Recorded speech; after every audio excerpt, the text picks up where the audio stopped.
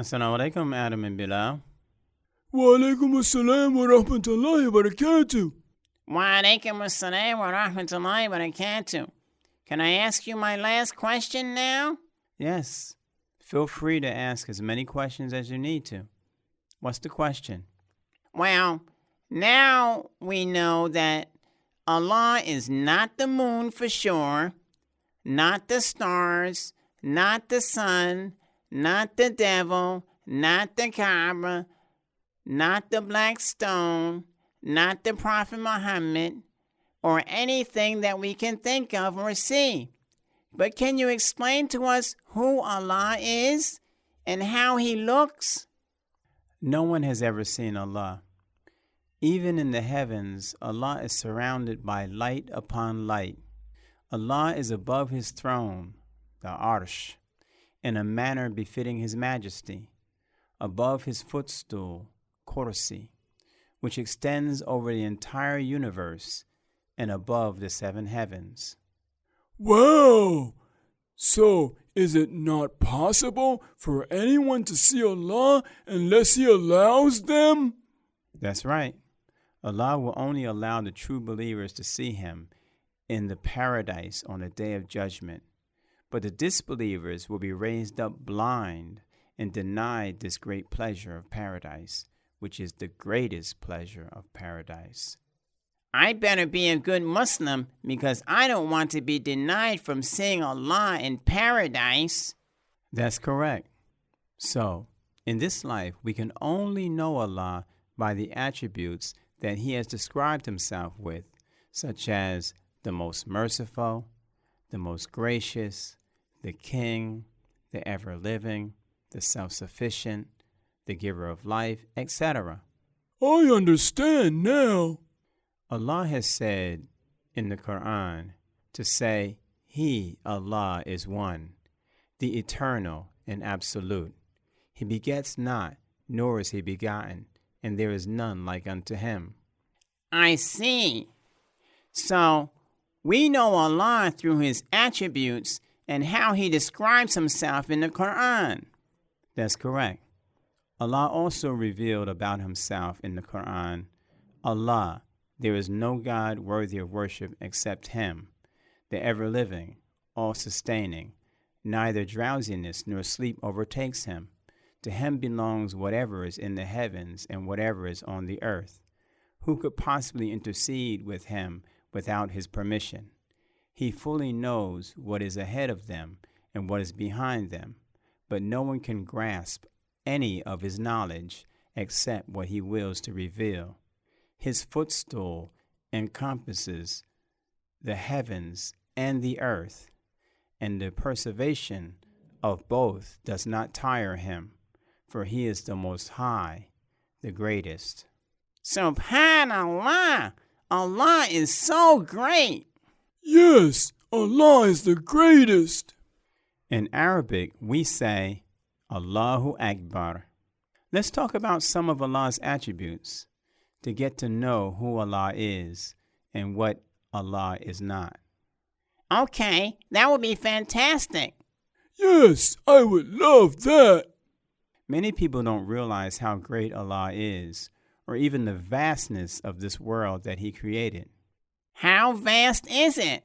The distance of the earth from the sun is approximately 150 million kilometers. The distance of our galaxy from the nearest galaxy is 25,000 light years. Wow! How many kilometers in a light year? 1 light year equals about 9.5 trillion kilometers. The distance of our universe is more than 13.8 billion light years.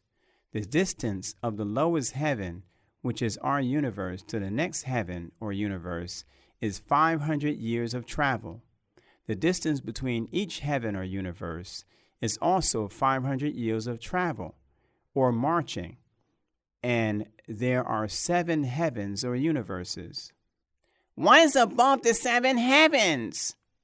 Allah's footstool is above the 7 heavens. How long does it take to get to Allah's footstool above the 7 heavens. The distance from the highest heaven, which is the 7th heaven or universe, to Allah's footstool is also 500 years of travel. And Allah's footstool extends over all of the universes. What is above Allah's footstool? There is water above Allah's footstool. What is the distance between Allah's footstool and the water? The distance between Allah's footstool and the water, which is placed below his throne, is also a distance of 500 years travel. But Allah's footstool in comparison to his throne is smaller than a ring that is thrown out into a vast desert. Wow! Is there anything between the water and Allah's throne?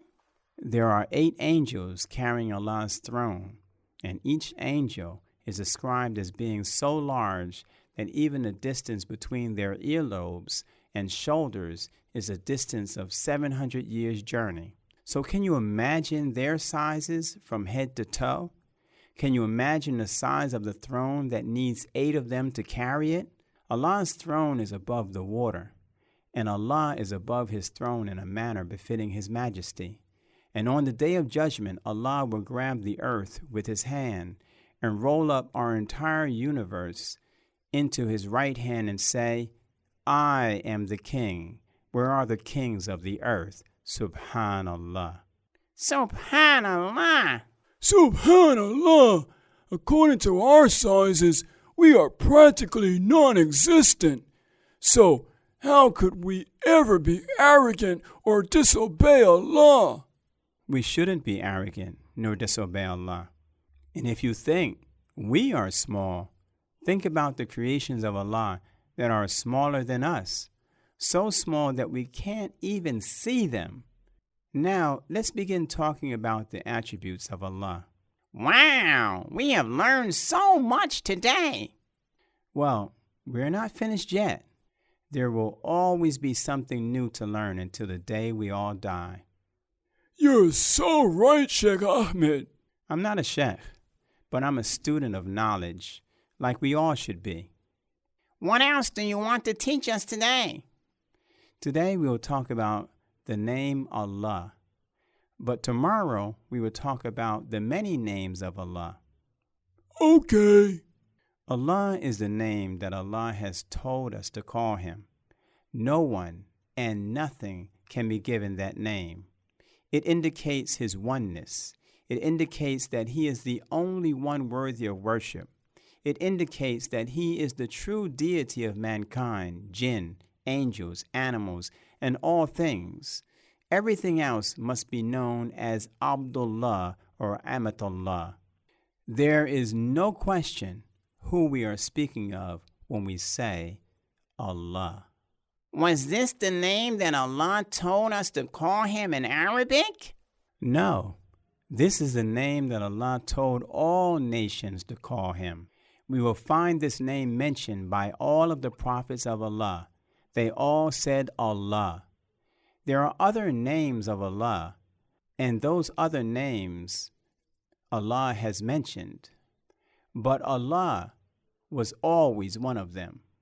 It is his main name.